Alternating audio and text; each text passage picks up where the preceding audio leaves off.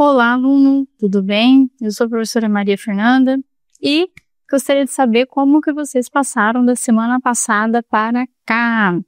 Eu espero que vocês tenham pensado bastante a respeito das conversas que tivemos e que vocês possam ter refletido como profissionais criativos que são, de forma diferente do comum, diferente daquilo que qualquer um poderia pensar, certo? Então, para te relembrar um pouquinho, nós falamos um pouco sobre as evoluções das tecnologias, sejam elas digitais ou não, no decorrer da história, e terminamos a aula te indagando sobre alguma coisa, sobre a IA, ela é capaz de tolir ou de aumentar a criatividade?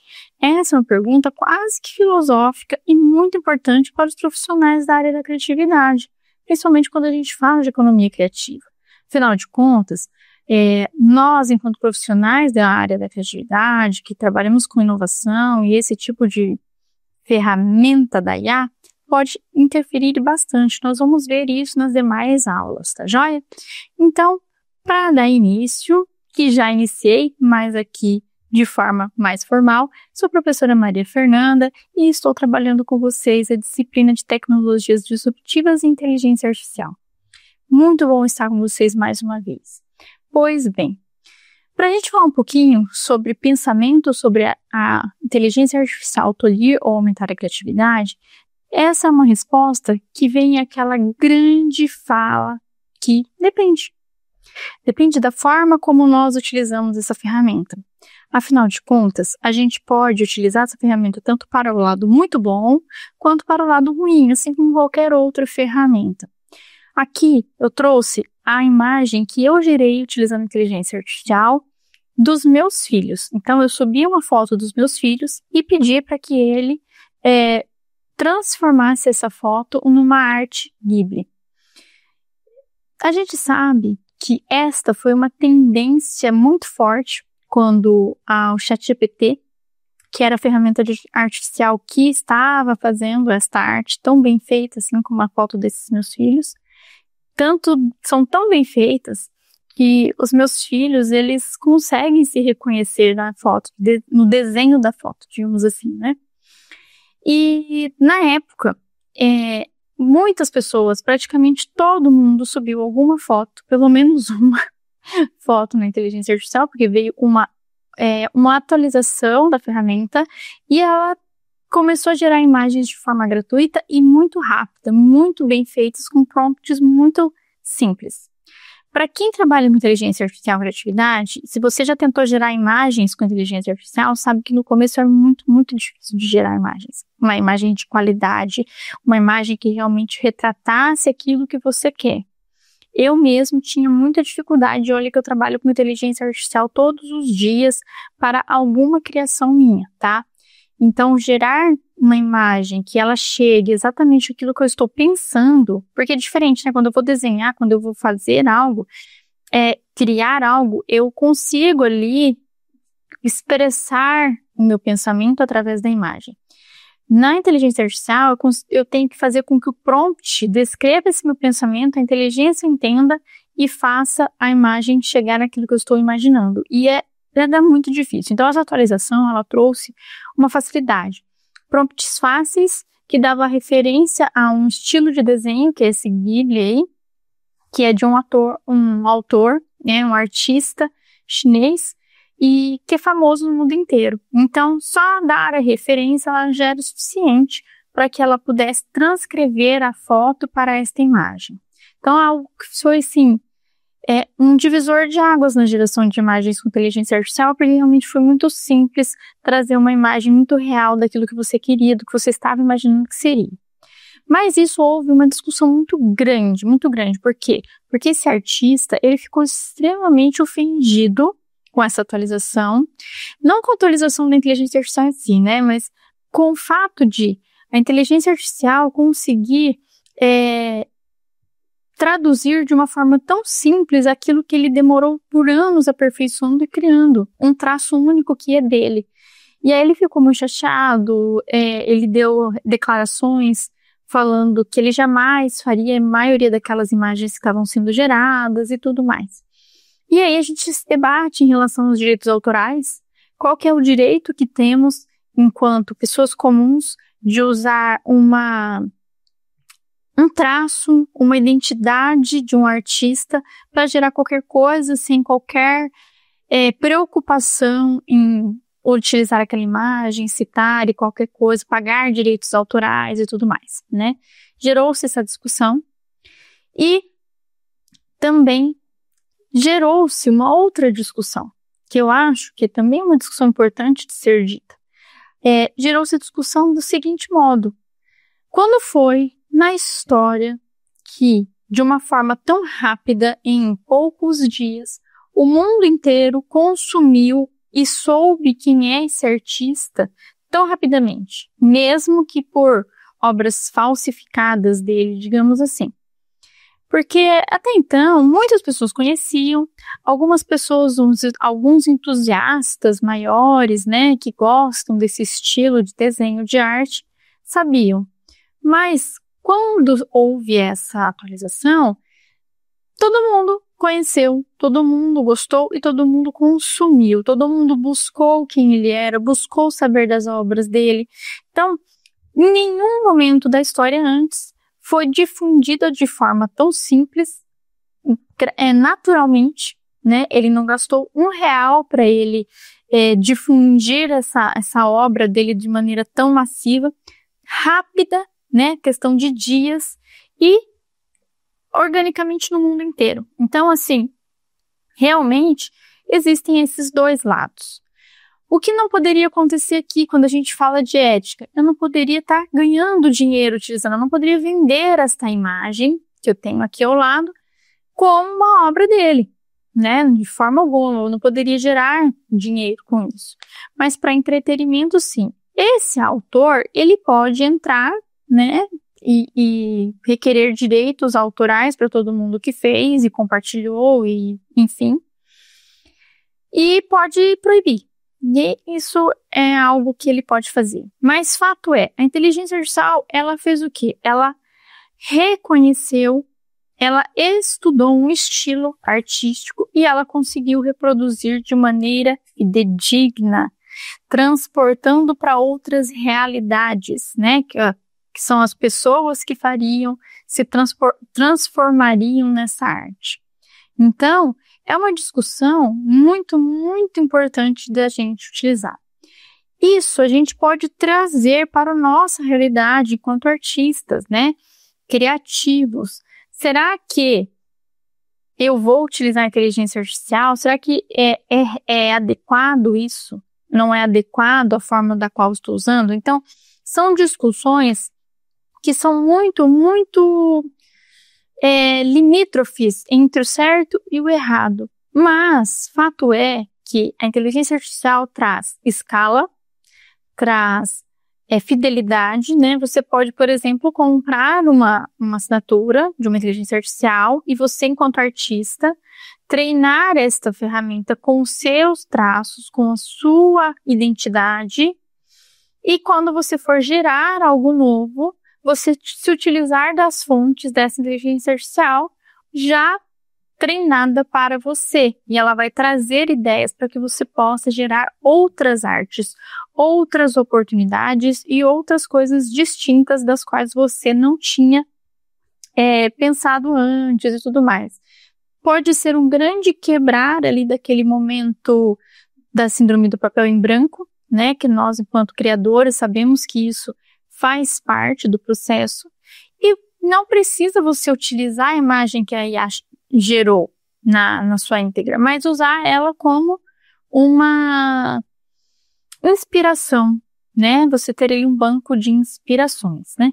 Então, assim, trouxe essa reflexão aqui, deixei que vocês refletissem durante toda a semana para que você possa realmente pensar, poxa, é certo, é errado? Como que eu vou usar de maneira correta? Lembrando que a gente já tem uma lei aqui no Brasil sobre a utilização de inteligência artificial, direitos autorais e tudo mais, né? Então é importante que vocês também tenham conhecimento dela, né? Então, dando continuidade aqui nos nossos temas, Vamos parar e pensar um pouquinho, né, sobre a questão da crescente transformação digital e o quanto ela vem redefinindo nossos panoramas organizacionais, o quanto ela nos exige uma rápida adaptação a essas novas tecnologias, né? Comentei há pouco sobre você ter uma inteligência artificial que te leva a trabalhar, a treinar e te inspirar a criar de acordo com a sua característica, sua autoria, sua assinatura, né? Então você pode utilizar disso. E você pode utilizar de uma coisa que é bem interessante na inteligência artificial, que é captar os sinais que estão aí, que estão despontando da sua área de atuação, né? Estudar com ela, dialogar. A gente usa inteligência artificial, nós somos de uma geração que viemos ali das buscas, né, da internet. Você vai lá, faz uma busca, né, a plataforma da Google, ela vai te traz ali todas as fontes, você vai entrando nos sites, nos artigos, nas revistas, nos papers e vai estudando sobre aquele tema. E aí a gente vai para a inteligência artificial, que é uma outra ferramenta com uma outra característica, um potencial muito maior, e a gente vai para essa ferramenta com esse pensamento e essa atitude antiga que nós tínhamos ali nos buscadores. E quando a gente faz isso, eu gostaria de chamar a atenção de vocês que nós estamos subutilizando essas ferramentas de inteligência artificial. Porque a inteligência artificial não é uma simples busca. Ela não é uma simples criadora de texto. Ela é uma ferramenta de inteligência que possui uma machine learning por trás e ela consegue aprender daquele tema. Então, se você está entrando ali no ChatGPT ou no Gemini ou qualquer outra ferramenta de inteligência artificial que você use e você não está interagindo com essa ferramenta, você não está falando com essa ferramenta, você não está usando ela para aprender e ela aprender contigo e vocês evoluírem juntos, estão utilizando de maneira errada. Eu convido a todos vocês a repensarem essa forma de utilização, tá? Por quê? Porque você vai entrar ali, você não vai fazer uma simples busca. Hoje, elas estão ali, você consegue fazer uma busca profunda, ela vai trazer para você todas as referências. É uma interação muito rica, muito mais rica do que uma busca no site. E aí a gente subutiliza fazendo uma busca assim, mesmo porque ela te traz uma resposta pronta e muitas vezes as pessoas estão pegando essa resposta e utilizando ela como resposta final para aquela necessidade que a pessoa tem, né? Então não, a gente vai interagir com essa ferramenta, a gente precisa fazer com que essa ferramenta ela seja uma via de mão dupla, você ensina ela e ela ensina você.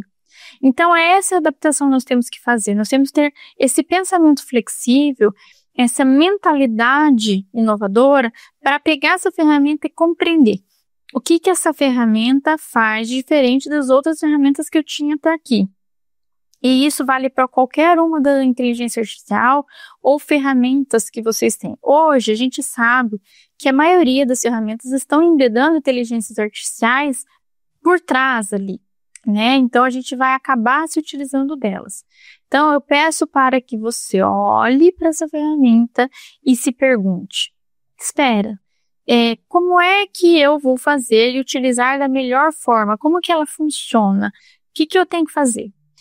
Toda inteligência artificial, ela é conversacional, então você pode conversar com ela, você vai falar para ela, você vai chamá-la, você vai pedir para ela estudar, você pergunta se ela compreendeu e você vai crescendo aquele chat. Abra um chat para cada tema, isso eu sempre indico para todos os meus alunos quando eu vou trabalhar em inteligência artificial, tem um chat para falar de cada tema e eles não se misturam, tá?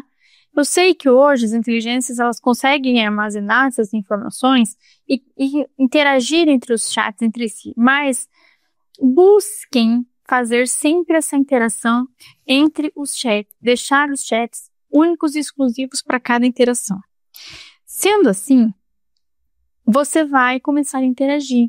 Você vai falar que é para ela estudar do tema X, você pergunta se ela compreendeu, pede para ela te explicar.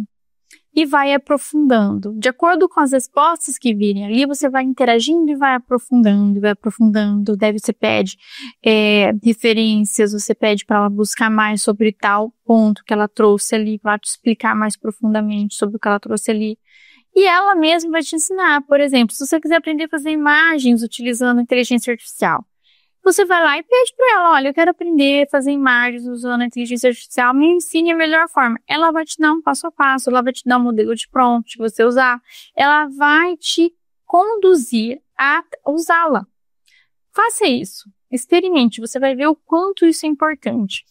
E sendo assim, você vai ter essa rápida adaptação a essas novas tecnologias. Essas novas tecnologias, elas necessitam dessa compreensão, dessa coisa de você olhar e falar, eu preciso aqui mudar para cá, mudar para lá e ter essa flexibilidade, tá? As mudanças, elas são evidentes, que elas nos desafiam diariamente, né? E as empresas, elas precisam ter profissionais que estejam capacitados e habilitados a trabalharem com essas novas tecnologias e botarem elas em prática. Na aula passada, eu falei sobre a Revolução Industrial e eu vou voltar a falar dela aqui. Pensem comigo. Na Revolução Industrial, ali, quando criaram as máquinas a vapores, o que você acha que as pessoas lá pensaram naquele momento? Elas pensaram exatamente o que as pessoas estão pensando hoje com o advento da inteligência artificial. Ai, meu Deus, criaram as máquinas a vapor. E agora, o que será de mim, ó céus, ó vida, ó dia, ó noite? Eu vou perder o meu emprego para as máquinas, não precisa mais da minha mão de obra e tudo mais.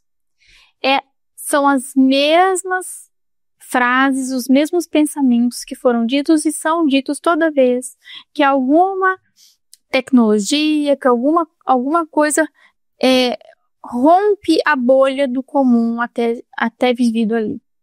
Esse é o pensamento em qualquer momento da história, se você for buscar.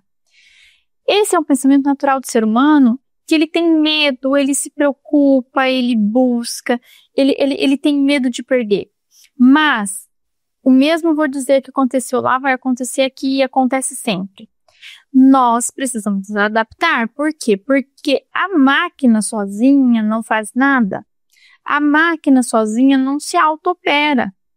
A inteligência artificial, se você pegar o ChatGPT, abrir no seu computador e deixar o dia inteiro ele aberto, ele não fará absolutamente nada enquanto você não interagir com ele.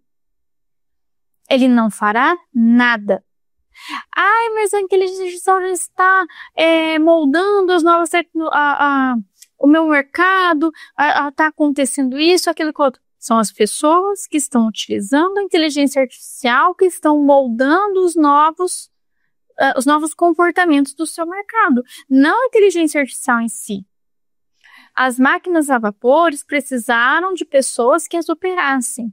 E aí, sim, alguns cargos sumiram, mas outros nasceram, porque precisou de um profissional que conseguisse operar aquelas máquinas.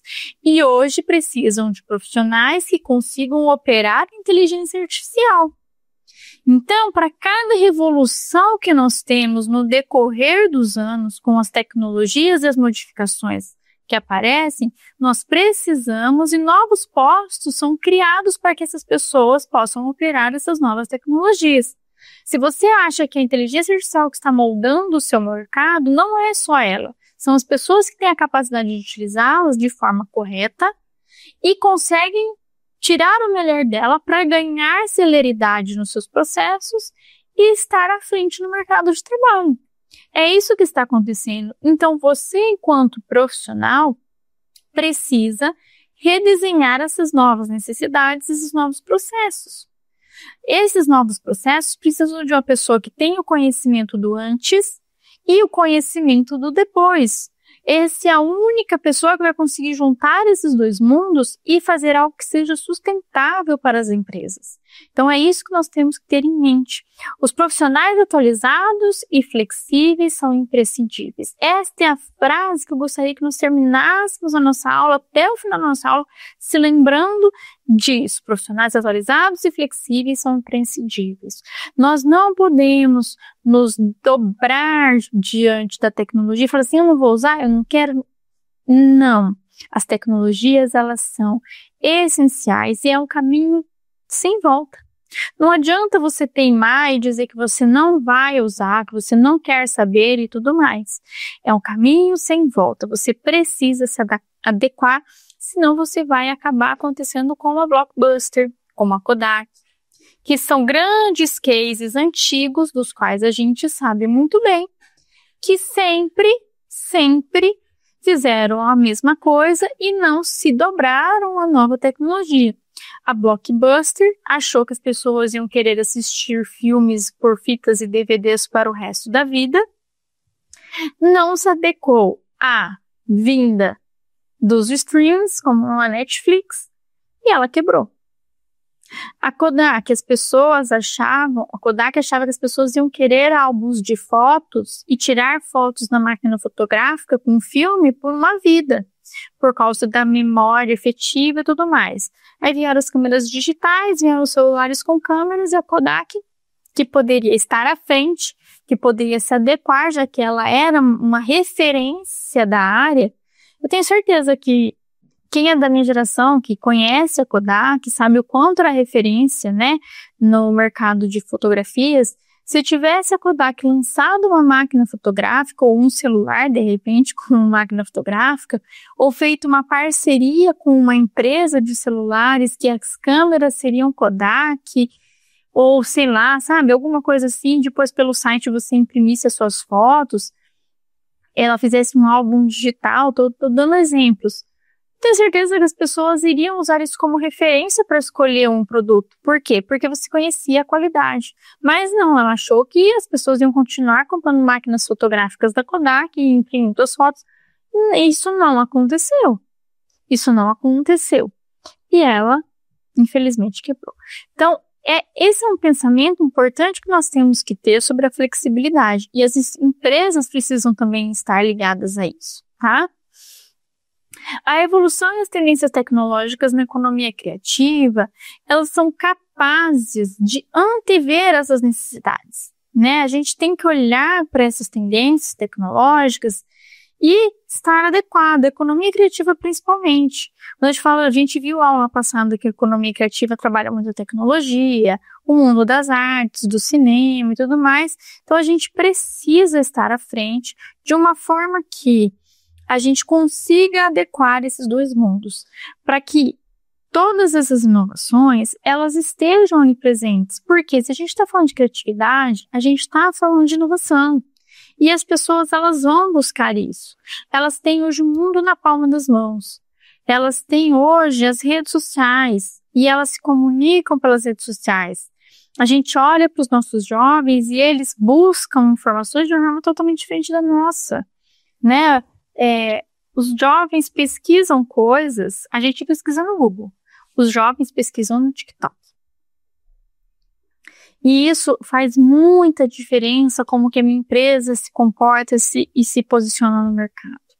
A gente, para ser protagonista nesse universo de inovação, a gente tem que entender e fazer a implementação de estratégias que essas tecnologias possam estar integradas a essa evolução. Como que isso conversa com o meu mercado e como que eu posso aplicar isso no meu mercado. Então, é importante a gente ter esse olhar.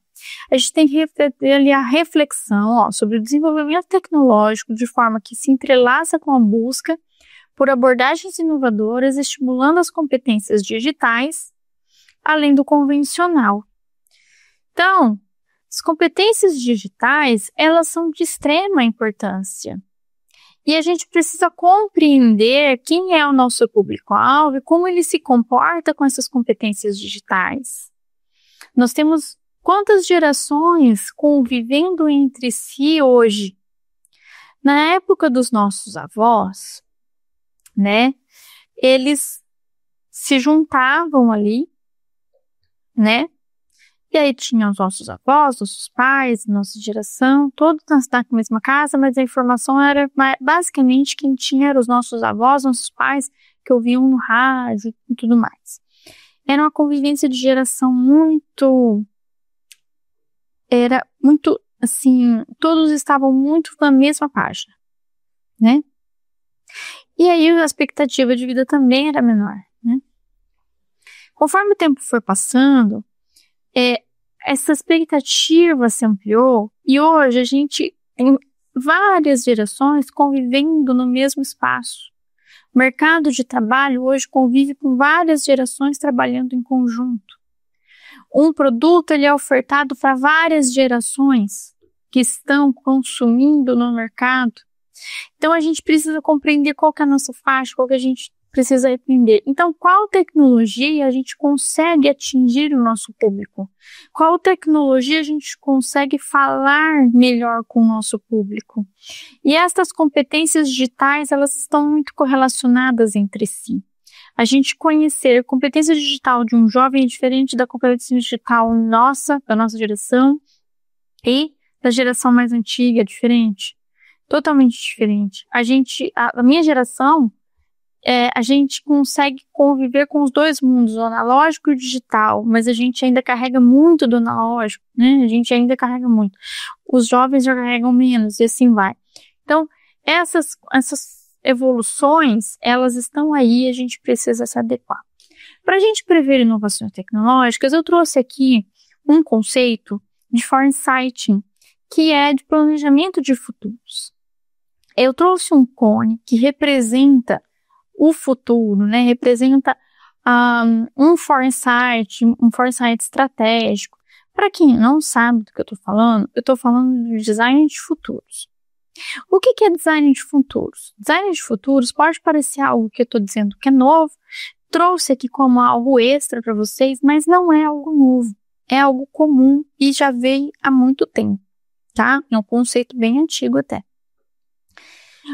Quando a gente fala de foresight, a gente vai pensar na linha do tempo, que vocês estão vendo ali, ó, na horizontal você tem a linha do tempo, e na linha vertical nós temos as nossas questões de certezas e incertezas. Então, no centro eu tenho menos incerteza, ou seja, eu tenho mais certeza, e quanto mais vai se distanciando do centro, maior aumenta a minha incerteza, certo?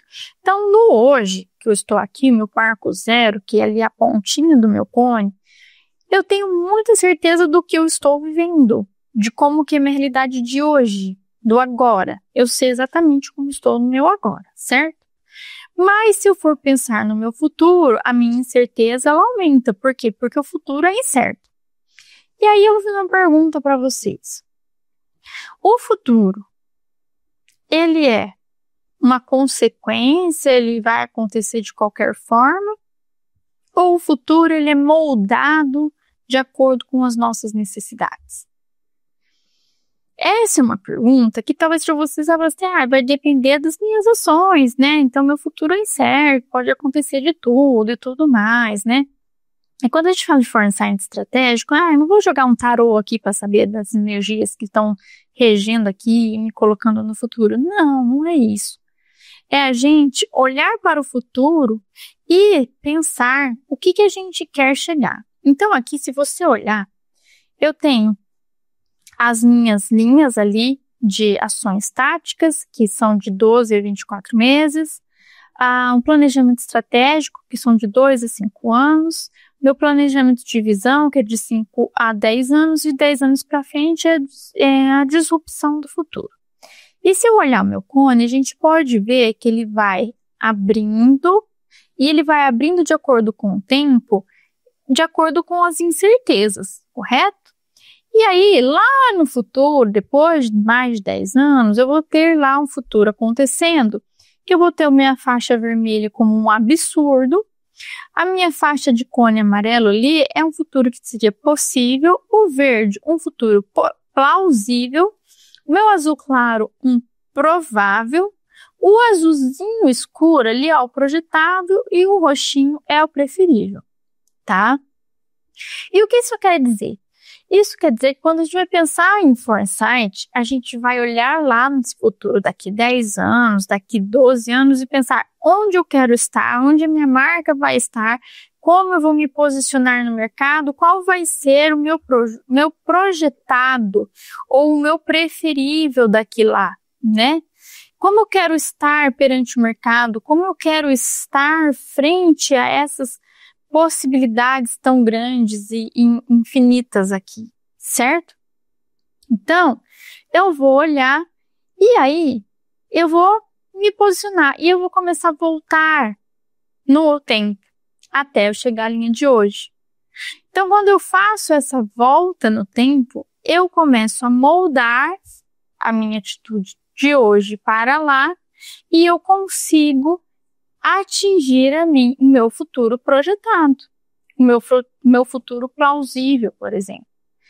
Então, o futuro não é algo incerto, mas o futuro molda as minhas ações do presente para que eu atinja meus objetivos de futuro. Então, as minhas ações do hoje são a resposta de onde eu vou estar no meu futuro daqui 2, 10, 5 anos. Entendem? Então, é isso que a gente tem que olhar. Não é o foco aqui da nossa disciplina, mas eu falo disso por quê? Porque as tecnologias estão aqui, estão presentes, e a gente precisa lembrar que a gente precisa olhar para o futuro e fazer esse pensamento.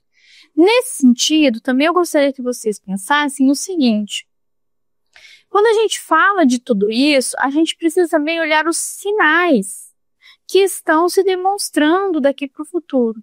Hoje mesmo, eu estava lendo algumas notícias e já se tem o ponto de inflexão onde não vai ser mais possível ter profissionais que não conseguem trabalhar com IA.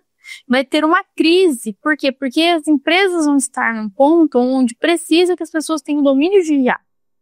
E a gente tem tantas coisas ainda, principalmente aqui no Brasil, para acontecer, para você ter essa condição para essas pessoas poderem trabalhar. Então, tudo isso é algo bem importante de nós, né, pensarmos dentro da nossa área de atuação. Onde eu quero estar? Quais os sinais estão interferindo e o que pode interferir nesses anos? Porque eu tenho a minha meta pessoal. Eu sei quais os passos eu tenho que tomar. Porém, eu preciso compreender quais os sinais que estão à minha volta que vão interferir. Será que eu preciso ser mais rápido? Será que eu preciso ser mais lento? Será que eu preciso adotar algumas tecnologias no decorrer desse tempo? Será que eu preciso abrir mão de algumas coisas no decorrer desse tempo? Então, são escolhas que a gente precisa projetar e pensar. Então, a gente precisa trabalhar de forma muito estratégica. Então, eu trouxe aqui o Foresight, um cone de futuros, para que vocês possam olhar para as inovações e possam pensar: será que eu estou me posicionando de forma estratégica? Será que eu realmente estou me colocando no mercado de forma que o meu trabalho continue sendo inovador? Se eu estou na indústria criativa, meu trabalho ele precisa ser inovador. O meu trabalho ele é criativo.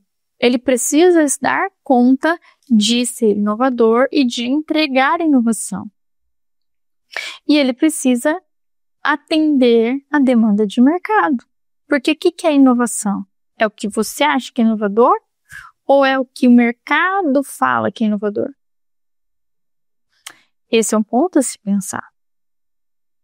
Então, é essa reflexão que eu trouxe para vocês. A gente precisa entender essas estratégias de implantação dessas tecnologias para poder montar esse quebra-cabeça. Né? As tecnologias elas estão à nossa disposição e a gente precisa compreendê-las olhando para o futuro, olhando para os sinais. Mas, professora, você fala de sinais, o que é essa questão de sinais? O que é isso, né? Os sinais é olhar para os comportamentos, olhar para as coisas que estão acontecendo no mundo e perceber que aquilo vai interferir de alguma forma no meu projeto, né? Naquilo que eu estou trabalhando. Então, são os sinais. Lembra que eu dei o exemplo da Revolução Industrial e agora na Revolução Tecnológica as pessoas têm o mesmo comportamento e o mesmo está acontecendo? Lá precisou de pessoas que fossem capazes de atuar com aqueles maquinários novos e agora também pessoas que precisamos de pessoas que estejam aptas para atuar com essas novas tecnologias. Então, minha dica é: peguem essas ferramentas, as mais diversas. Comecem com ChatGPT, Gemini, Grok, né, a DeepSeek, qualquer uma. Vá lá, entre nessas ferramentas, interaja com essas ferramentas, faça arte com essas ferramentas, com todas elas. Que daí você vai começar a entender a característica de cada uma. E você vai começar a entender como elas funcionam. Se você já faz isso, vá buscar outras novas ferramentas. Vá conhecer o que o seu mercado está fazendo na China, o que o seu mercado está fazendo nos Estados Unidos, na Europa, no mundo. Vá conhecer. E aí, vá olhar como as pessoas estão usando as ferramentas na sua área. Será que é isso que você está fazendo? E aí não é para copiar. Somos criativos e inovadores. É para você se inspirar e falar assim, pô, estão fazendo isso, aquilo, aquilo outro. Mas as minhas interações com a ferramenta, eu identifiquei que dá para fazer outra coisa diferente. E aí você se diferencia do mercado, você quebra o paradigma, você cria um novo comportamento, você é o vanguardista desse processo. E ser o vanguardista desse processo, meu colega, aí a gente está falando de criatividade, de inovação, de romper bolha. A gente deixa de ser just in time. O que é just in time? É o profissional que está junto, né? Tá junto, just in time. Ele está acompanhando aqui, ó, paulatinamente as inovações e as tecnologias. Para ser a pessoa a ser acompanhada. Deseje isso para você. Deseje que você seja o criativo a ser seguido, a ser a pessoa que as pessoas vão olhar e falar assim, ah, o fulano é a referência. É isso que vocês têm que pensar, tá? Não tem nenhum problema você de ser just in time, tá? Não tem nenhum problema. A grande maioria nem just in time é. Mas não seja a grande maioria. A gente fala aqui que não é só escolher as ferramentas mais legais. É sobre como essas escolhas se encaixam na grande cena da inovação e desenvolvimento sustentável. É olhar para isso e pensar como que eu posso fazer diferente. Como que eu posso fazer mais inovador? Como que eu posso ser o cara que muda, que faz história? Como que eu posso ser o que furou a bolha? Eu gosto de falar o que furou a bolha porque eu acho que é muito isso, né? Tem muita coisa hypada, todo mundo faz a mesma coisa. Se você entrar na rede social, as pessoas estão fazendo sempre exatamente as mesmas coisas. Elas estão copiando umas às outras. Elas querem viralizar.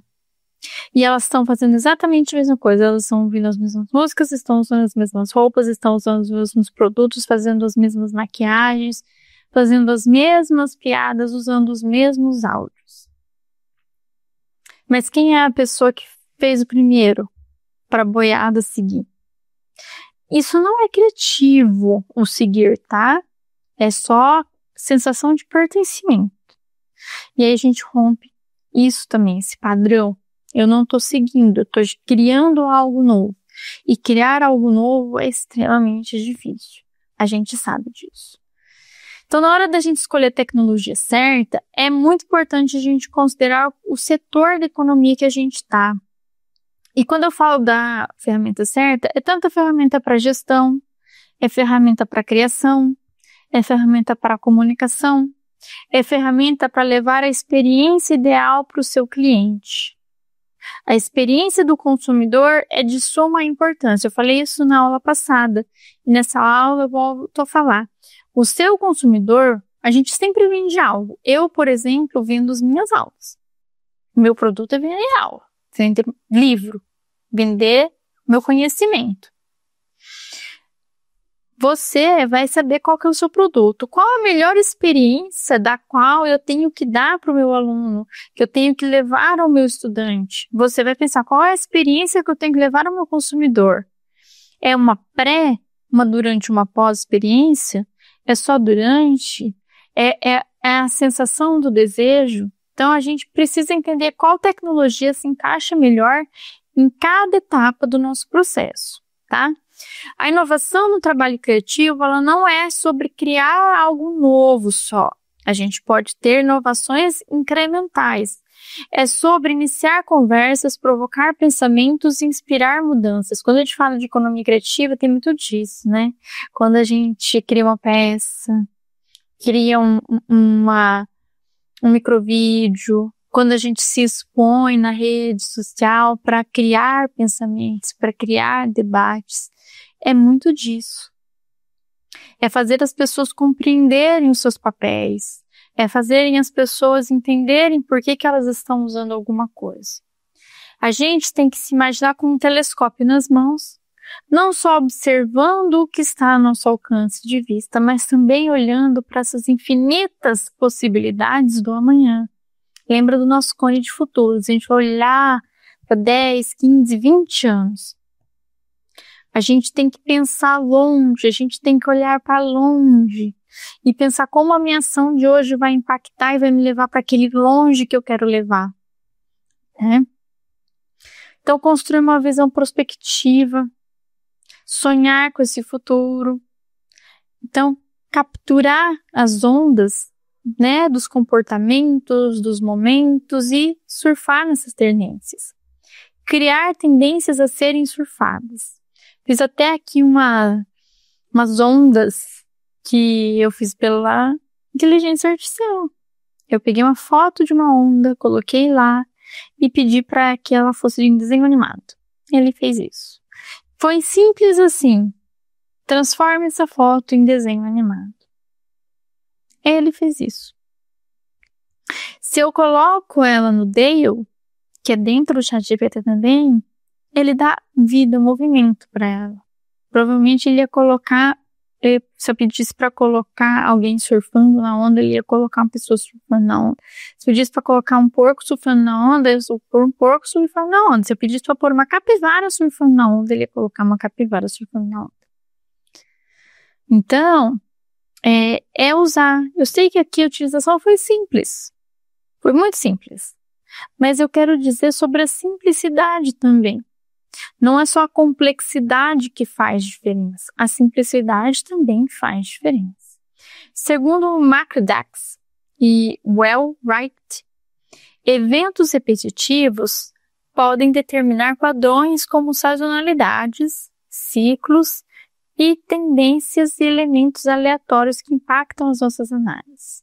Então, dentro do seu mercado, você olha o que é uma tendência, quanto tempo dura, né? Quando a gente fala de moda, a gente sabe que tem as coleções de inverno e verão, que tem a cor do ano, então são ciclos, a cor do ano são por 12 meses. As tendências de moda têm o inverno e o verão, impactam um pouco a primavera, o outono, mas vocês sabem que tem aquele ciclo ali. Os elementos que são aleatórios, que podem aparecer, por exemplo, continuando na ideia da moda. Você tem lá a tendência que foi ditada lá na Semana da Moda de Paris, mas aqui no Brasil tem uma novela e apareceu Giovanna Antonelli, e sempre que aparece Giovanna Antonelli, se ela passar um esmalte amarelo, ovo, vai virar um elemento aleatório que todo mundo vai usar. Tá dentro do ciclo da tendência de moda? Não tá, mas é um elemento aleatório que vai impactar ali o teu processo. Então, isso são sinais, isso são tendências, isso são ciclos que só você, dentro do seu processo, vai conhecer, tá? Então, é isso que eu tenho para trazer hoje para vocês na nossa aula. É o seu olhar para o futuro, é conhecer as ferramentas e se adequar, ser flexível a essas inovações para que você possa atender adequadamente o seu mercado de trabalho. Tá ok? Então, olhe para o futuro, se posicione adequadamente, use as tecnologias que são da sua área, conheça, esteja apto para sentar e ocupar a cadeira da qual é do seu merecimento. Então, só para a gente terminar aqui. No futuro, algum acontecimento ele se realiza pois ele estava previsto ou por acreditarmos que aconteceria, agimos de forma a criá-lo real. A gente acredita que a inteligência artificial vai fazer muita interferência no meu dia a dia lá nos 10 anos. Lembra quando tinha os Jacksons, né? Que a gente achava que nos anos 2000 ia ter carro voando, ia ter robô de empregada doméstica, esse tipo de coisa, né? As pessoas não iam andar, iam ser esteirinhas no chão, né? Você andava, não andava, né? Será que se a gente tivesse acreditado fielmente naquilo, hoje o futuro seria isso? Será que seria? Então, a gente pode criar os nossos futuros. O futuro, ele é construível. Ele é co-criado. Então, você tem o poder de criar o seu futuro, desde que você consiga se planejar, olhar para o futuro, desenhar, conhecer os sinais, conhecer os ciclos do mercado que você trabalha e definir as suas metas. Defina suas metas de 12 meses, de 2 anos. O que você tem que fazer até chegar lá em 10 anos e você atingir a sua meta. Faça essa divisão, coloque os seus marcos e trabalhe para isso. Coloque as ferramentas que vão te ajudar a atingir isso. Essas ferramentas são muito importantes para você. Tá joia, gente? Então, eu fico por aqui. Tenham uma ótima semana. Recados paroquiais, não esqueçam de olhar o ambiente de vocês. Baixem o meu material, né? Seu material. Leiam ele, todos esses conteúdos estão lá. Algumas coisas eu trago extra, mas o conteúdo básico está lá. Assistam às aulas conceituais, são importantes, mas principalmente não percam os prazos das atividades. Pessoal, olha lá, vocês têm atividade 1 discursiva, o mapa, vocês têm também as suas atividades objetivas. Não percam os prazos, todas elas fazem parte da média de vocês, tá joia? O mapa, olhem com carinho antes, não deixe para a última semana, talvez você não vá ter tempo de fazer. O mapa sempre é uma atividade mais completa e mais complexa, porque a gente faz o quê? Bota em prática os nossos saberes da disciplina, tá? Então vai lá, já olha, se tiver dúvida, entre em contato com o seu mediador, pelo Fale com o Mediador, ele vai te ajudar, mas tem um videozinho super especial que eu gravei explicando essa atividade lá para você poder fazer com maior facilidade, tá bom, gente? Uma ótima semana e a gente se vê na próxima. Até mais! Tchau, tchau!